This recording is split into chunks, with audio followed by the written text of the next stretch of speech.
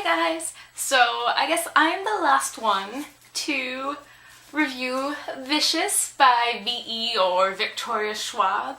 Now, I guess you guys pretty much know by now that I absolutely adored this book. I knew I was going to going in, having read the NetGalley, and it's why I suggested to Kirsten to be the book this month, because I was going to read it anyway, and I finished it within like the first 2 days of October. So I love this book. You guys kind of handled the like technical aspects in the plot, so I want to talk more about the characters, because for me that was kind of the standout thing, especially Victor. Victor, from the very beginning when I read the NetGalley, I was like, he is my new best friend, which I don't know what that says about me as a person, but I love Victor and the way he thinks and how pragmatic he is and how much he like realizes, like he understands that the way he thinks isn't quite right.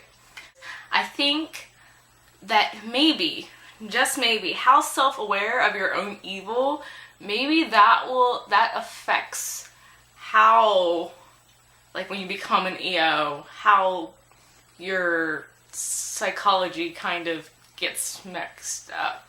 Because Victor seems to still retain some of his, I don't know, like empathy a little bit, I guess. But while Eli, who was like, I mean, he was like the goody two-shoes more or less. Victor saw that there was evil in him, but I don't think Eli was aware of it, and therefore when Eli became an EO, he was kind of, I don't know, his brain just like short-circuited, and he thought that what he was doing was right. While Victor, I don't know, it's really complicated, and even though I have a degree in psychology, I still don't quite understand it, but I found it fascinating. I love what Schwab is doing there, and I really hope that there's a second one. Please let there be a second one so that maybe more of Eli can be explored, because I don't know, I felt the need to hate him, but at the same time I didn't want to hate him, and I think it's because I empathize so much with Victor that I hated Eli, but at the same time he's so complex and I'm just like, ugh, so conflicted. And then there's Serena and Sydney, and Serena, I don't know how I felt about her, and I felt a little bit bad for her at the end, but overall, she was interesting though. I really enjoyed her.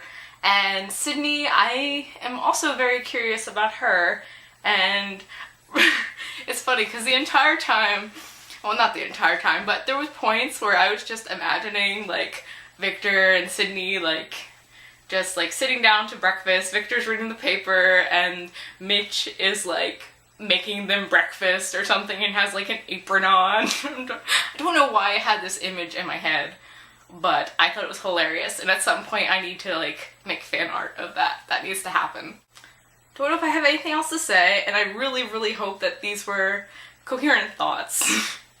Really hope so, because it's been like a month since I read it, so I'm kind of going on the fly, and I have to get to class. But one more thing, I want to introduce you to my new member of my family. This is my iPhone. I've never had an iPhone before, and it's yellow, which I was super excited about because I love yellow.